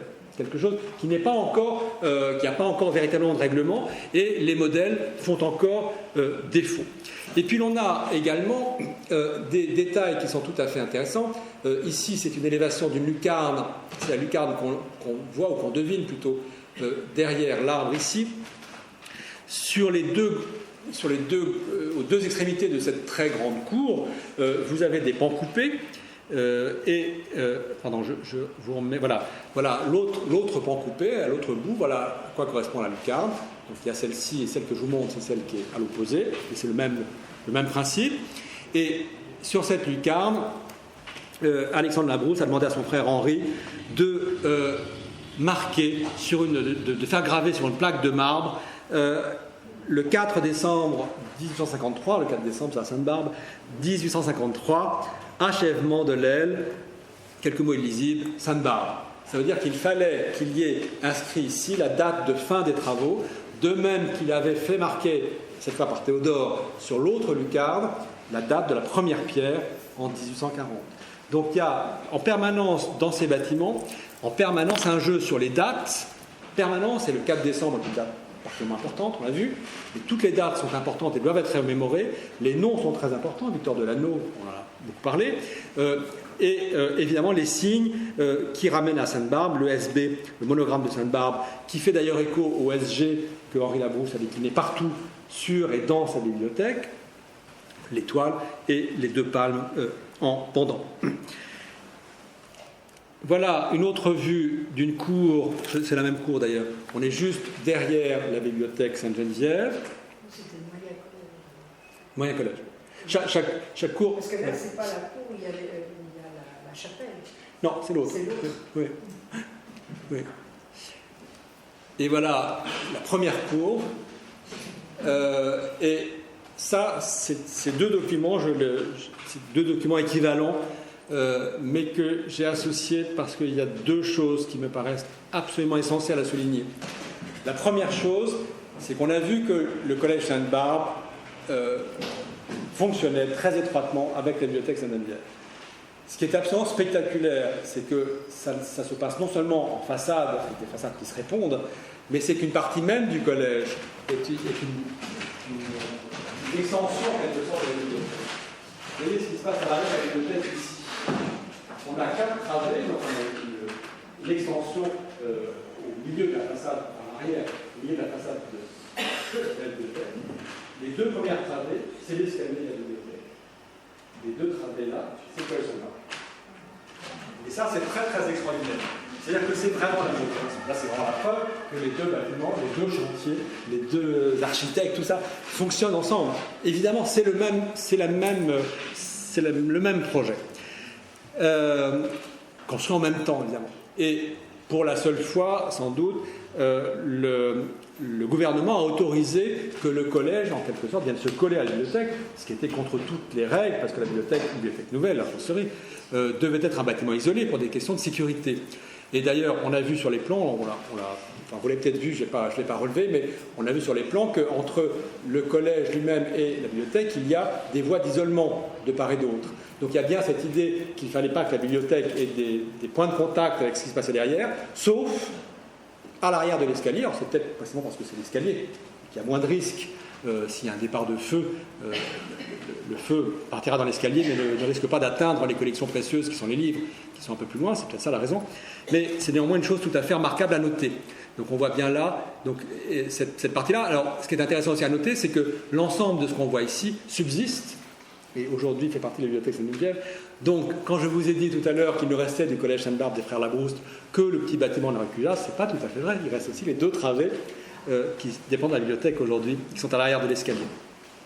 Autre chose à relever, c'est ce qui se passe là. Et là aussi, il se passe quelque chose de tout à fait intéressant. Cette aile basse qui sépare les deux cours, c'est une aile que Alexandre Labrouste a appelée de différents termes. Alors, il parle d'un arc de triomphe, il parle d'un édicule souvent, il parle d'une espèce de petit monument historique et triomphal. Et puis, il parle surtout d'un tabularium. Et ça, c'est tout à fait intéressant, parce que le terme même de tabularium renvoie à la Rome antique. Le tabularium était cet édifice dans le forum où l'on conservait les archives, et qui était également un espace de passage dans le forum.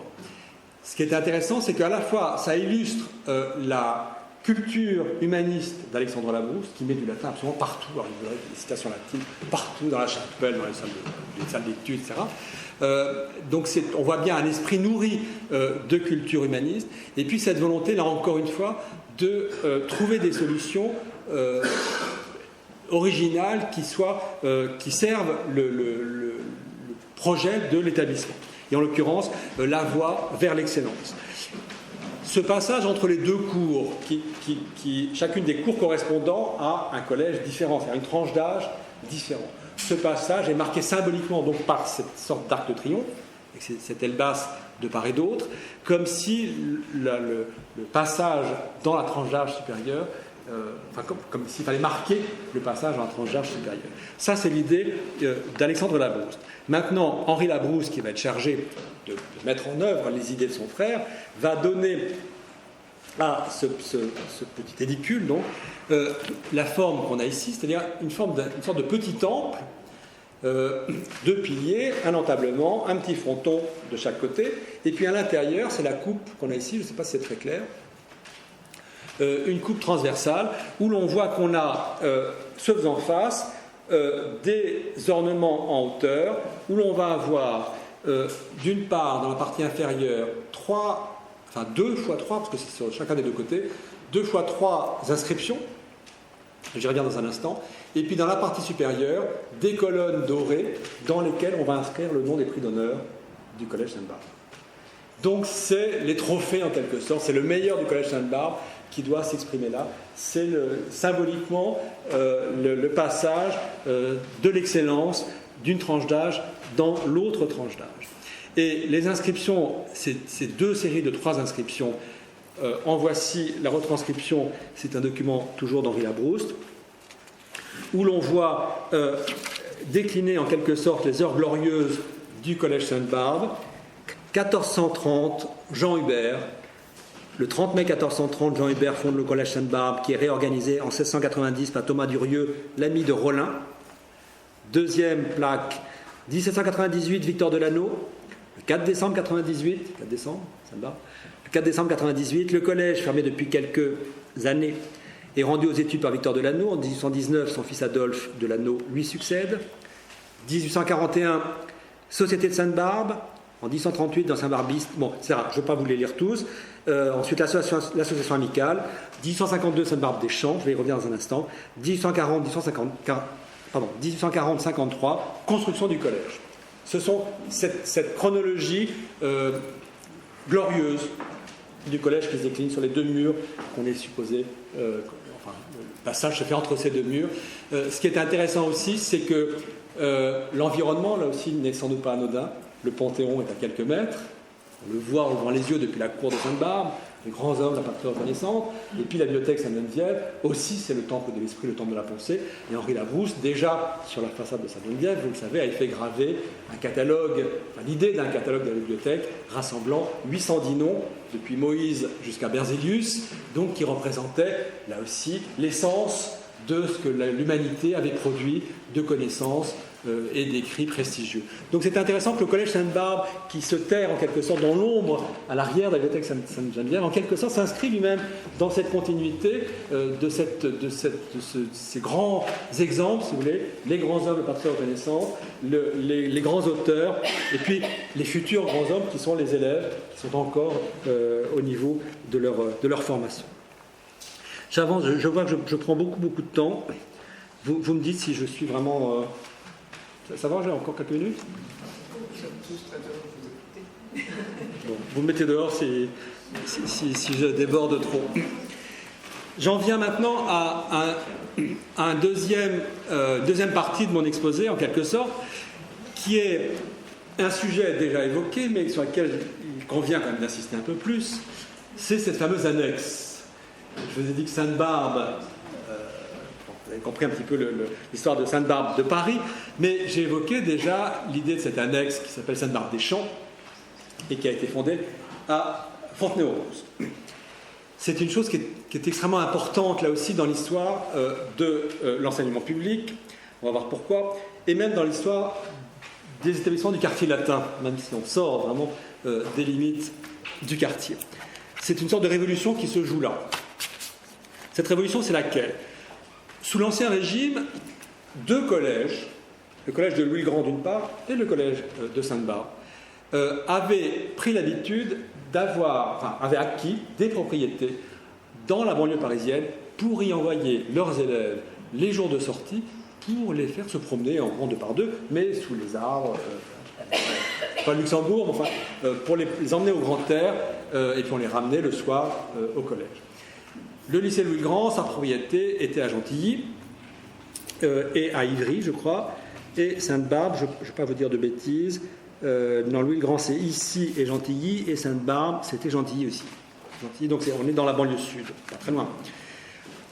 Et puis c'est une chose qui Louis le Grand a gardé sa propriété pendant longtemps, Sainte-Barbe s'en est dessaisie. Et c'est une idée qui fait son chemin et à laquelle Sainte-Barbe, le nouveau Sainte-Barbe, va revenir.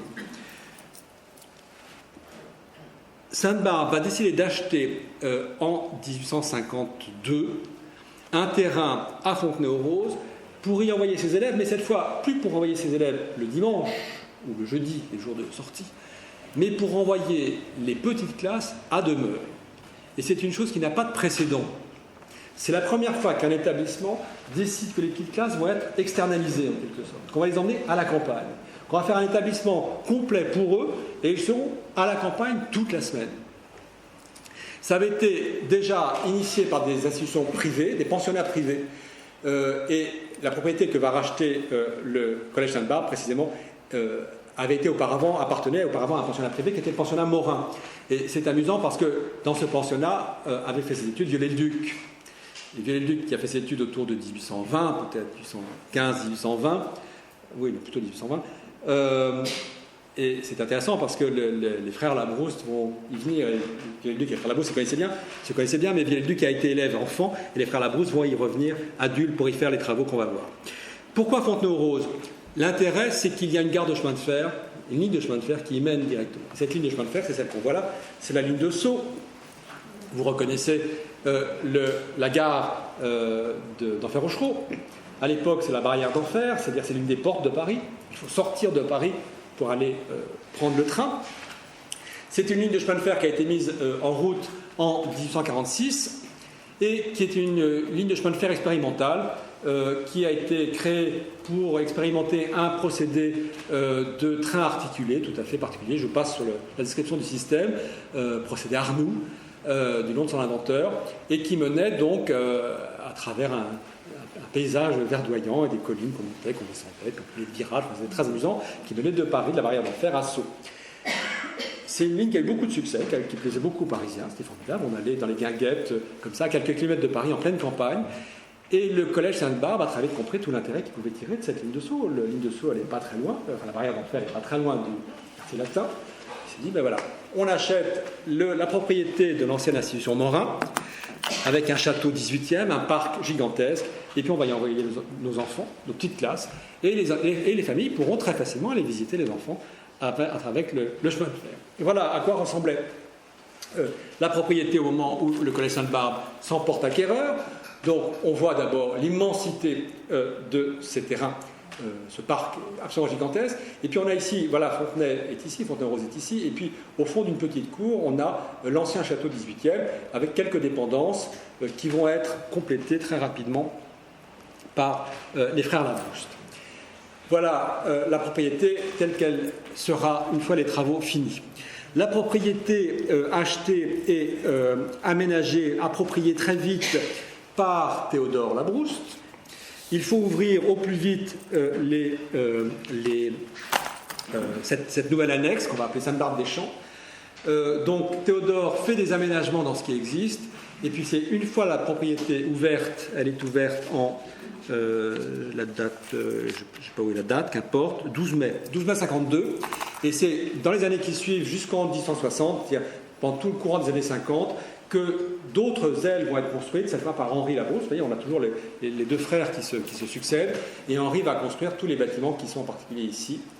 Il va les construire à neuf, le château est ici, pour étendre les capacités d'accueil, puis pour donner surtout des conditions d'accueil très satisfaisantes. Et puis il y a ici une petite maison qu'Alexandre Labrouste a achetée pour son propre usage. C'est une petite maison qui existe, et il va demander à Henri, son petit frère, de bien vouloir aller faire des travaux pour mettre la maison à son goût. Ce sera la maison du directeur, donc un peu à l'écart du collège. Et j'aimerais vous citer une lettre qu'il écrit à Henri Labrouste, parce qu'elle témoigne absolument à la fois du caractère d'Alexandre Labrouste, de son goût des humanités, comme je vous l'ai dit, et puis un petit peu de l'esprit qui anime ses campagnes de travaux à Sainte-Barbe, même si ici on est dans sa maison particulière. C'est sa propre image en quelque sorte, mais il veut aussi que cette maison donne l'image de ce que doit être le directeur d'une institution comme Sainte-Barbe. M'as-tu trouvé un nom pour ma petite maison ? Je voudrais qu'on cessât de l'appeler le chalet. Pour cela, il faudrait lui donner un autre nom qui serait écrit sur la porte. Vous voyez, toujours il faut que quelque chose soit écrit. Qui serait écrit sur la porte, mais quel nom ? Le petit ermitage, l'ermitage, la maisonnette, le petit bar. Alors le petit bar, ça s'écrit B-A-R-D, je précise parce qu'il y a un D. Et c'était la commune natale de Victor Delano.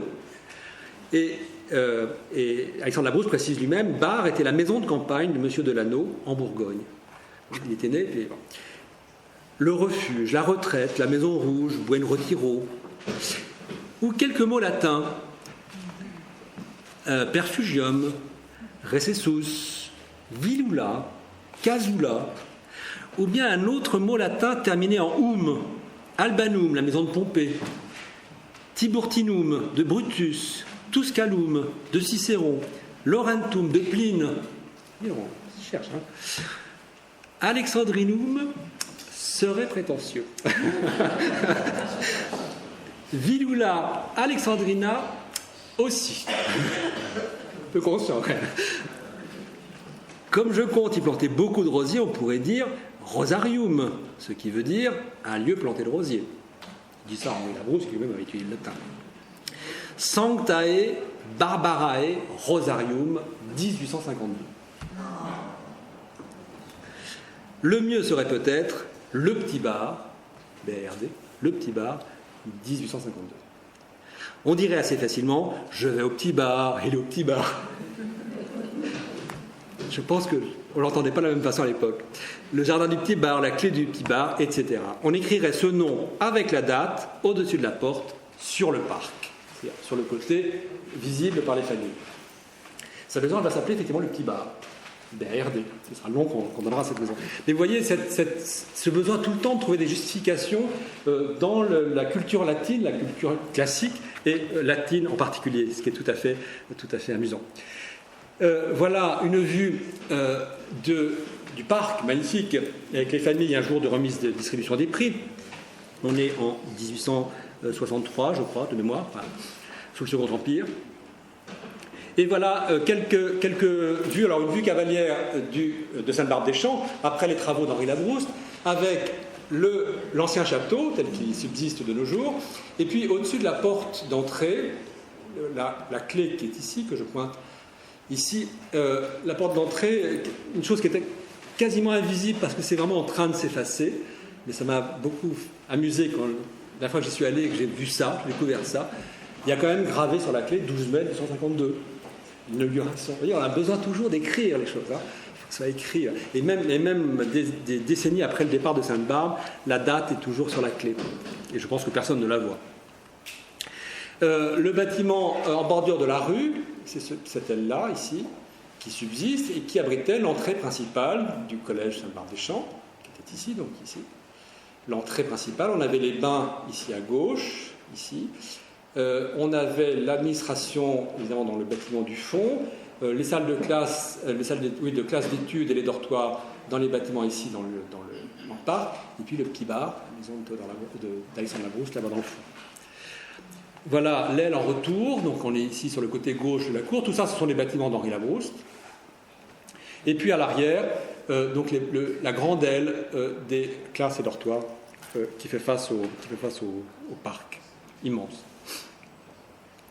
Voilà nos deux façades, la façade de la rue Cujas, la façade de Fontenay, Sainte-Barbe de Paris et Sainte-Barbe-des-Champs. En haut à gauche, c'est Théodore, en bas à droite, c'est Henri. Ce qui est très intéressant, c'est que, assurément, il y a un air de parenté. Il y a un air de parenté dans les portes. Et si on regarde les portes, on va revenir en là. Je vais vous montrer un détail dans un instant. Ce sont ces deux portes-là dont je parle. Et si on compare l'ancienne porte de Sainte-Barbe avec celle de Sainte-Geneviève, on voit là aussi comment Théodore s'est inspiré d'Henri. La forme n'est pas la même, c'est pas une porte cintrée. Mais on voit bien que Henri a flanché sa porte de deux grands candélabres, qui était en pierre, extrêmement magnifique, et que Théodore fait une sorte de clin d'œil à ces candélabres, une forme très abstraite. Ce sont bien les mêmes motifs, si vous voulez, mais réduits à des formes géométriques. Grand rectangle au-dessus, qui fait bien écho au candélabre. Donc quelque chose quand même qui répond à la porte de la bibliothèque. Et puis voilà ce qui se passe à Fontenay. Donc à gauche, je vous rappelle Théodore, à droite c'est Henri. Et on retrouve exactement le même motif. Le motif, on va le trouver là, la photo est un peu sombre, un peu parole. Comme si on avait finalement des sortes d'échanges d'Henri à Théodore et de Théodore à Henri. Vous voyez, Théodore à Paris a essayé de faire écho à l'œuvre de son frère, et Henri à Fontenay essaye de faire écho à son tour à la porte d'entrée qu'avait conçue son grand frère quelques années auparavant. La forme des portes elles-mêmes, les battants sont tout à fait les mêmes, c'est tout à fait le même dessin de battants. On a la même imposte vitrée dans la partie supérieure. Cette partie pleine a été rajoutée, mais on voit bien sur les photos anciennes que l'imposte était bien cintrée comme elle est ici. Donc on avait dans les deux cas une vitre avec le nom de Sainte-Barbe écrit, donc les portes étaient tout à fait la même idée. Et puis naturellement le motif qu'on trouve dans la partie supérieure, là aussi, est absolument analogue. On retrouve ce grand ovale avec ses palmes de part et d'autre, et puis ce décor magnifique de rinceaux qui décore la partie supérieure de la porte et retombe de part et d'autre, décor de rinceaux qui, là aussi, semble directement repris d'un autre motif. C'est la page de titre de la plus importante revue d'architecture de l'époque, la Revue générale de l'architecture des travaux publics, dont le premier numéro paraît en 1840. C'est à cette occasion que la page de titre paraît pour la première fois, et la page de titre est dessinée par Henri Labrouste. Donc vous voyez comment un motif finalement se décline sous plusieurs formes différentes, d'un fer à l'autre et d'un support à l'autre, de la pierre au papier, en quelque sorte. Encore que cette page, ce motif absolument magnifique, simule sur le papier une stèle sculptée en pierre, évidemment. Hein. On a l'impression que Labrouste a joué sur une sorte d'effet de trompe-l'œil, avec des ornements qui ont l'air d'être des ornements en bas-relief et des ornements qui ont l'air d'être incisés dans la pierre, le tout simulant une stèle funéraire. Enfin, quelque chose qui est tout à fait intéressant. Et puis dans la partie supérieure de la façade de Fontenay, de la travée centrale de l'entrée, donc au-dessus de la porte d'entrée, on a ce petit fronton circulaire, semi-circulaire, avec au centre une ruche pleine d'abeilles bourdonnantes. Ici on travaille, avec de part et d'autre naturellement des rosiers, Fontenay aux roses, et puis à l'arrière des rinceaux. Le pigeon, lui, est un pigeon moderne, il n'a pas été pensé par Henri Labrouste.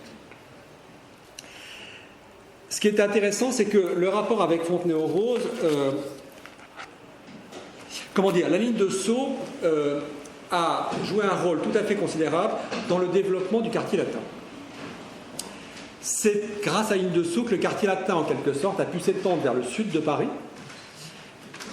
Le Collège Sainte-Barbe-des-Champs a lancé un mouvement qui va être suivi par l'État. L'initiative privée, comme toujours, est en avance sur l'État. L'initiative privée, à Sainte-Barbe en l'occurrence, a une faculté de réaction beaucoup plus vive que celle de l'État. L'État, il faut 15 ans de commission pour peser le pour, le contre, etc. L'État pensait, avant Sainte-Barbe, faire une annexe, en l'occurrence pour le lycée Louis-le-Grand à la campagne, mais ils vont attendre que Sainte-Barbe va le faire avant, et l'annexe va être créée. Finalement, ce sera le lycée Michelet, l'actuel lycée Michelet qui est à Vanves, qu'on a ici en haut à gauche, où l'on retrouve la même idée d'une annexe champêtre où on envoie les petites classes à demeure, et le lycée Michelet deviendra indépendant au bout de quelques années. Et puis le grand établissement qui va suivre ce mouvement, c'est le lycée Lacanal à Sceaux, à nouveau sur la ligne de Sceaux. Hein. Tout ça, c'est évidemment directement lié. Ce qui est amusant aussi, et ce n'est pas un hasard, c'est que le quartier latin, dans le quartier latin, la bibliothèque Sainte-Geneviève, on a eu l'occasion d'en parler à l'occasion des visites qu'on a fait ensemble.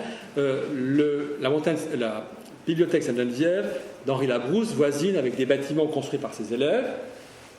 L'école préparatoire du Collège Sainte-Barbe par Louis-Ernest Lheureux, c'est un élève de Labrouste. Le lycée Louis-le-Grand et l'école de droit également par Lheureux. Et le lycée Louis-le-Grand, construit par Charles Lecoeur, ancien élève de Labrouste. Et ce qui est intéressant, c'est qu'à Fontenay-aux-Roses, à 100 mètres de Sainte-Barbe-des-Champs, vous avez un autre établissement public d'enseignement supérieur, en l'occurrence, c'est l'école normale supérieure d'institutrices de Fontenay-aux-Roses, qui est mise en service en 1884, je vous le dis de mémoire, et qui est elle-même construite par Charles Lecoeur, architecte du lycée Louis-le-Grand. Donc on retrouve à nouveau des correspondances à la fois de voisinage immédiat entre Labrouste, ses élèves, et puis ces intentions de l'administration publique de délocaliser en quelque sorte ces établissements d'interne vers la campagne, vers la région parisienne, en l'occurrence la banlieue sud, évidemment, qui est la plus accessible, et celle auquel on peut accéder en particulier par la ligne de chemin de fer de Sceaux. J'arrive au bout, je suis très très long, pardon, mais je vais terminer là. Quelques mots quand même pour montrer rapidement, très rapidement, comment les choses se sont terminées. Le collège Sainte-Barbe, donc extrêmement florissant, a été reconstruit entièrement. On a construit cette annexe magnifique de Sainte-Barbe-des-Champs où les élèves avaient des conditions de vie et de travail comme aucun de leurs contemporains à l'époque. Cette période florissante a duré encore quelques années, tant et si bien qu'on a pu, dans les années 80, construire donc, la nouvelle école préparatoire du collège Sainte-Barbe en annexant une nouvelle rue qui est la rue de Reims, qui a disparu à cette occasion. C'est donc Louis-Ernest Lheureux, comme on l'a vu, qui construit ces deux ailes dans la prolongation des bâtiments des frères Labrouste. On voit sur ce dessin qu'il a redessiné la façade des frères Labrouste sur la rue Valette, de sorte qu'on ne sait pas très bien à quoi ressemblait la façade avant. Est-ce qu'elle avait plus à voir avec les façades sur cour, avec la façade sur la rue Boujas, ça ne sait pas très bien. Et puis, ça a été un petit peu l'apogée, en quelque sorte, du collège Sainte-Barbe, puisque les années suivantes seront une descente aux enfers lente, mais assurée. À la fin du siècle, avant la fin du siècle, le collège Sainte-Barbe est en faillite. de sorte qu'il doit, endetté qu'il est auprès de l'État, abandonner la propriété de ces terrains à l'État. L'État consent donc à récupérer la propriété des terrains et à les louer pour un franc symbolique au Collège Sainte-Barbe, ce qui permet de renflouer un peu le Collège Sainte-Barbe, qui n'est plus propriétaire de ces terrains. Et puis, la première moitié du XXe siècle, la dégringolade continue, de sorte que l'État, petit à petit, va récupérer, alors, après-guerre, au lendemain de la Seconde Guerre mondiale, dans les années 50, mettons, fin des années 40, début des années 50, l'État va récupérer petit à petit les bâtiments de Sainte-Barbe, qui va être obligé de se replier uniquement dans les bâtiments de l'école préparatoire. Donc, le collège abandonne les bâtiments historiques des frères Labrouste, qui sont récupérés, vous voyez, à l'issue de cette lutte dont je vous ai parlé au début, par la bibliothèque Sainte-Geneviève, d'une part, et par la bibliothèque Cujas, la bibliothèque de l'école de droit qui traverse la rue Cujas, qui va s'étendre de l'autre côté de la rue. Donc le collège Sainte-Barbe s'est replié sur les bâtiments de l'Heureux, les bâtiments des frères Labrouste disparaissent. Voilà un plan, c'est un des rares plans d'ailleurs du bâtiment des frères Labrouste que j'ai pu retrouver.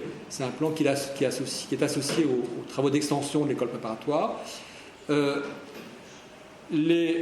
Sainte-Barbe-des-Champs, dans le même temps, Sainte-Barbe a été contraint d'abandonner sa propriété de Sainte-Barbe-des-Champs en 1899.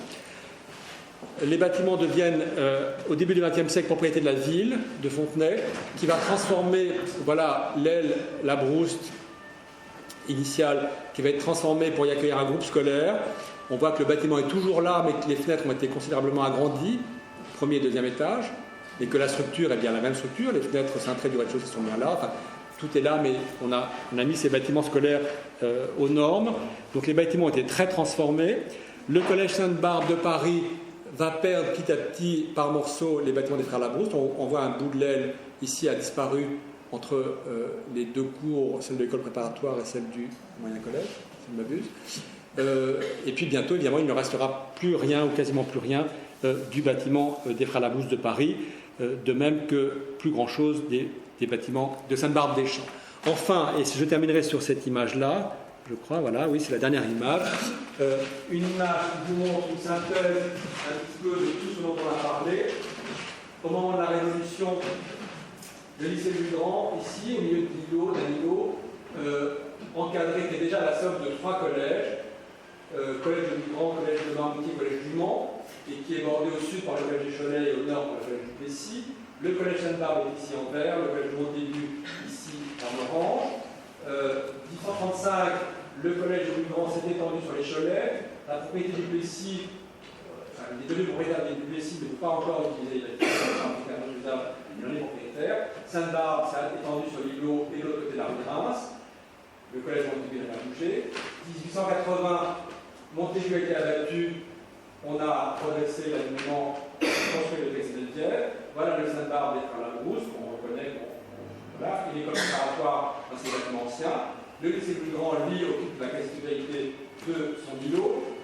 1900, le lycée plus grand a été reconstruit à 90%.